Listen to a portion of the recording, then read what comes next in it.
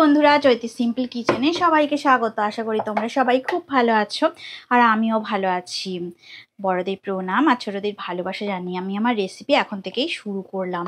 তো দেখো, আমি আজকে তোমাদের জন্য কি রেসিপি নিয়ে চলে এসেছি। তো দেখো, এখানে রুই মাছ আর কাতলা মাছ একসাথে মিক্সড করা আছে। 4টে মাছের মধ্যে 2টো রুই মাছ, আমি বলে দিচ্ছি। দেখো, এইটা দেখো রুই মাছ, আর এই যে পুচকে মতন একটা মাছ আছে, এটা রুই মাছ, আর এইখানে এই 2টো মাছ হচ্ছে কাতলা মাছ। তো রুই আর কাতলা মাছ দিয়ে এই সুন্দর কম্বিনেশন করে আমি আজকে দেখো একটা সবজি দিয়ে খুব সুন্দর একটা পাতলা পাতলা ঝোল বানাবো। তো নুন আর হলুদ আমি পরিমাণ মতো রেখে দিয়েছিলাম মাছের গায়ে মাখিয়ে, মাখাইনি, এখন মাখাচ্ছি। তো আমি মাছের ওপরে ছড়িয়ে দিয়েছিলাম নুন আর হলুদ গুঁড়ো। তো এইবার দেখো আমি সুন্দর করে মাখিয়ে নিচ্ছি। আর এদিকে তেলটাও দেখো আমি বসিয়ে দিয়েছি। এই যে দেখো, তেলটা মানে সর্ষের তেল, মাছ ভাজার মতো তেল বসিয়ে দিয়েছি। আর সবজি আমি দেখাচ্ছি যে কি কি দিয়ে আজকের এই রুই আর কাতলা একসাথে সুন্দর করে রান্না করব। তো ইউটিউবে এই প্রথম বোধহয় রুই কাতলা একসাথে রান্না হচ্ছে। তো আমি তো করছি, আমার মনে হচ্ছে, সেটাই আমি দেখিনি এখনো কারোর ভিডিওতে। তো চলো, তেলটা গরম হয়ে গেছে। এখন দেখো রুই আর কাতলা মাছ আমি ভাজা করে নেব। তো মাছগুলো মাখানো হয়ে গেছে, তো আমি তেলের মধ্যে সব মাছ ছেড়ে দিচ্ছি।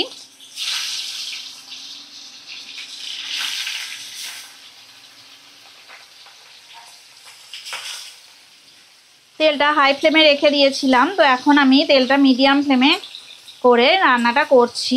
মিডিয়ামে রেখে দিয়েছি গ্যাসের ফ্লেমটা। তো চলো মাছটা ভাজা করে নিই। 2 থেকে 3 মিনিটের মধ্যে মাছ উল্টে পাল্টে আমি ভাজা করে নিচ্ছি, তারপর ফিরত আসছি।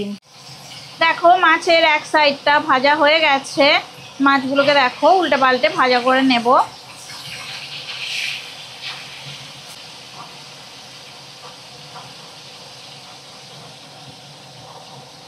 সমস্ত মাছ উল্টানো হয়ে গেছে।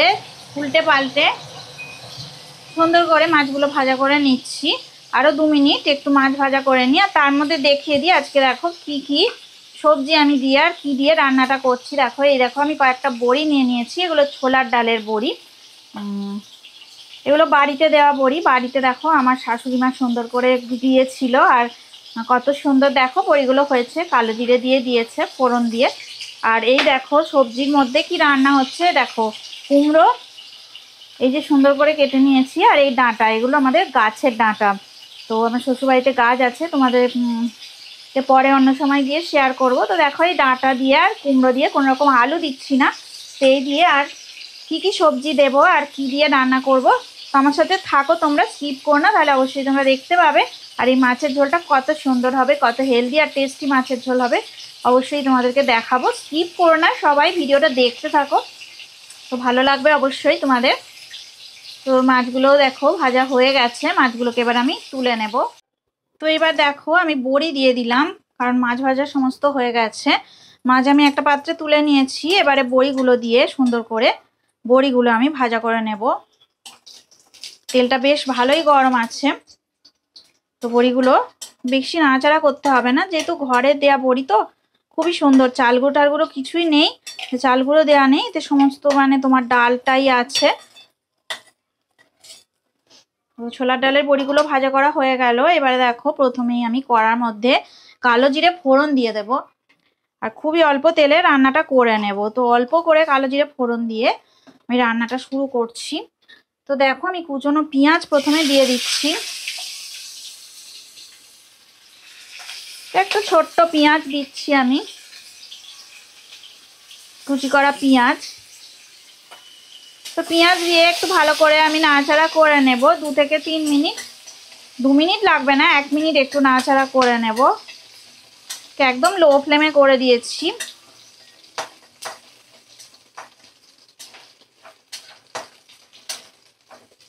তো 1 মিনিট নাড়াচাড়া করার পরে আমি দেখো কুমড়ো আর ডাঁটা সবটাই দিয়ে দিলাম। কারণ মনে হলে আলু দিয়ে যদি কারো রান্না করতে ইচ্ছা হয় তো আলু দিতে পারো, তাতেও আপত্তি নেই। কিন্তু আমি দেখো আলু ছাড়াই রান্নাটা করছি। সব সময় সব তরকারিতে আবার আলু ভালো লাগে না খেতে, তো আলু ছাড়াই রান্নাটা করছি।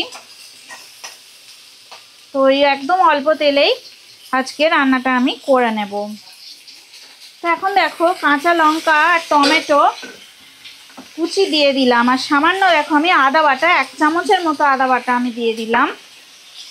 দিয়ে একদম লো ফ্লেমে রেখে দিয়ে ভালো করে আমি মশলা কষিয়ে নেব।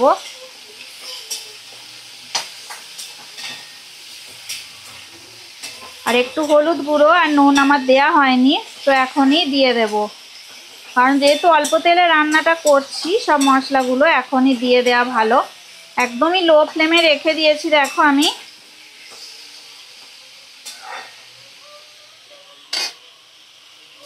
তো মাছের ঝোলের জন্যে দেখো হলুদ গুঁড়ো আমি দিয়ে দিলাম 1 চামচ, আর একটু হলুদ গুঁড়ো দিলাম আমি।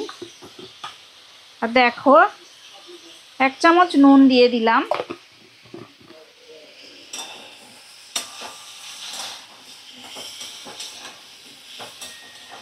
তো যেহেতু এবার সবজি থেকে জল বেরোতে শুরু করেছে, তো এইবারে আমি দেখো মিডিয়াম ফ্লেমে করে দিলাম। তো টমেটো, কুমড়ো এগুলো থেকে বেশ জল বেরোয়, তো মিডিয়াম ফ্লেমে করে দিলাম। আর তার মধ্যে আমি নুনটা যেহেতু দিয়ে দিয়েছি, তো জলটা এবারে বেরোতে শুরু করে দিয়েছে। তো এবারে মিডিয়ামে করে আমি ভালো করে 2 থেকে 3 মিনিট কষিয়ে রান্নাটা করে নেব।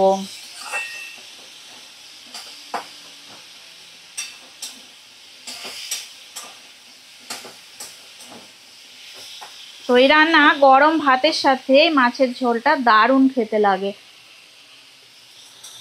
দারুণ লাগে। অন্য মাছ দিয়েও তোমরা করলে করতে পারো। তো আমি দেখো রুই আর কাতলা একসাথে মিশিয়েই আজকে রান্নাটা করে দেখবো।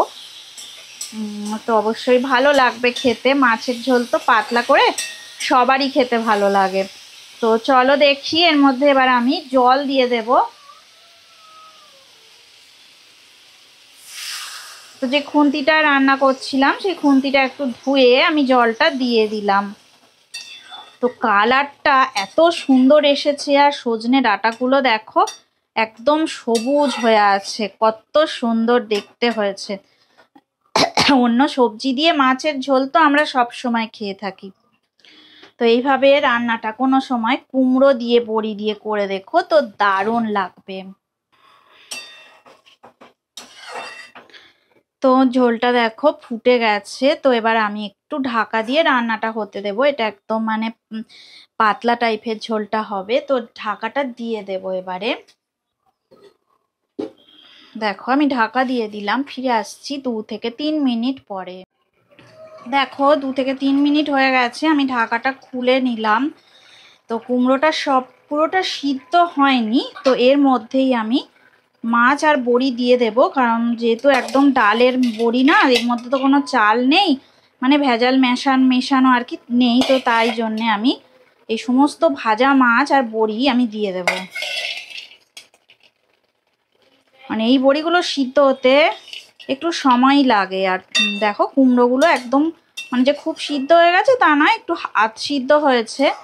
আর তার মধ্যেই ভাজা মাছগুলোকে আমি দিয়ে দিলাম। আর এই যে বড়ি দেখো, এই যে ভাজা বড়িগুলোই আমি দিয়ে দিচ্ছি। সমস্ত বড়িগুলো আমি দেখো দিয়ে দিলাম, কারণ এটা একটু ঝোলটাও মানে টানবে, এই বড়িগুলো একটু রস টেনে নেয় জানো তো।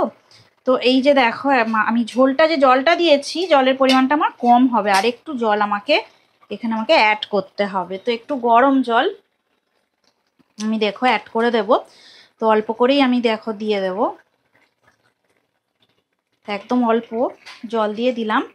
আর নাড়াচাড়া করে ঢাকাটা দিয়ে দেব আবার।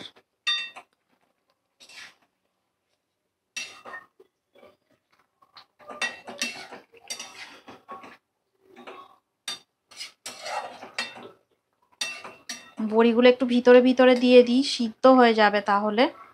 আর কুমড়োগুলোও তাই। তো কিছুক্ষণ বাদে আমি ফিরত আসছি, 3 মিনিট থেকে 4 মিনিট পরে আবার ফিরে আসছি। দেখো 3 মিনিট হয়ে গেছে, 3 থেকে 4 মিনিট আমি ফিরত চলে এসেছি।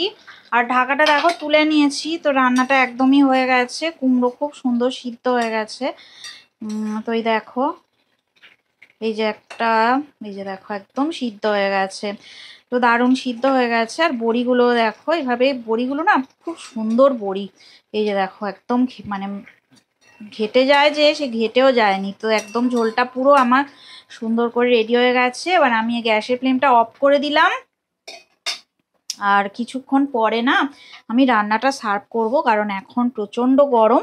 একটু পরেই রান্নাটাকে সার্ভ করে দেব। দেখো রেসিপিটা রেডি হয়ে গেছে। আমি এবার রেসিপিটা সার্ভ করে দেখাচ্ছি তোমাদেরকে।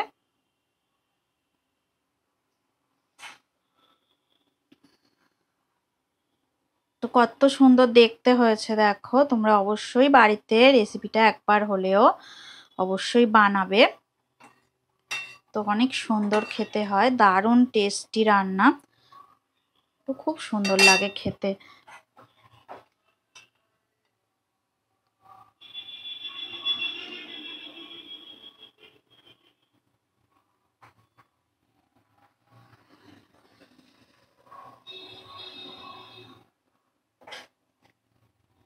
বড়িগুলো দেখেছো কত সুন্দর সিদ্ধ হয়ে গেছে। আর এই দেখো একদম পাতলা ঝোল করে আমি করেছি রান্নাটা। এই যে দেখো আমি সার্ভ করছি, দেখতে পাচ্ছ নিশ্চয়ই তোমরা। একদম ঝোল করে রান্নাটা করেছি, আর সুন্দর করে কালো জিরে দিয়ে করার জন্য না এত সুন্দর দেখতে হয়েছে, কি বলবো আর। তো দেখো কত সুন্দর দেখতে হয়েছে রেসিপিটা। ভালো লাগলে অবশ্যই লাইক দেবে, শেয়ার করবে, আর কমেন্ট করে আমাকে জানাবে তোমাদের কেমন লাগলো। আর কমেন্ট বক্সে দেখো কোনো ভালো ভালো কমেন্টস করো তোমরা, আর পুরো ভিডিওটা একটু দেখার চেষ্টা করো। আর পুরনো বন্ধুদের তো অনেক অনেক ধন্যবাদ আমাকে এগিয়ে নিয়ে যাওয়ার জন্যে। আর নতুন যারা বন্ধু আছো তারা আমার চ্যানেলটা ভিজিট করছো, তারা সাবস্ক্রাইব করে দিও আমার চ্যানেলটাকে। এতক্ষণ ধরে রেসিপিটা দেখার জন্যে আর আমার সাথে থাকার জন্যে তোমাদের অনেক অনেক ধন্যবাদ।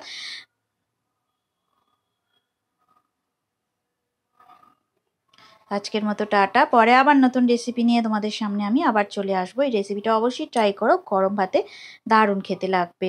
তো আজকের মতো টাটা।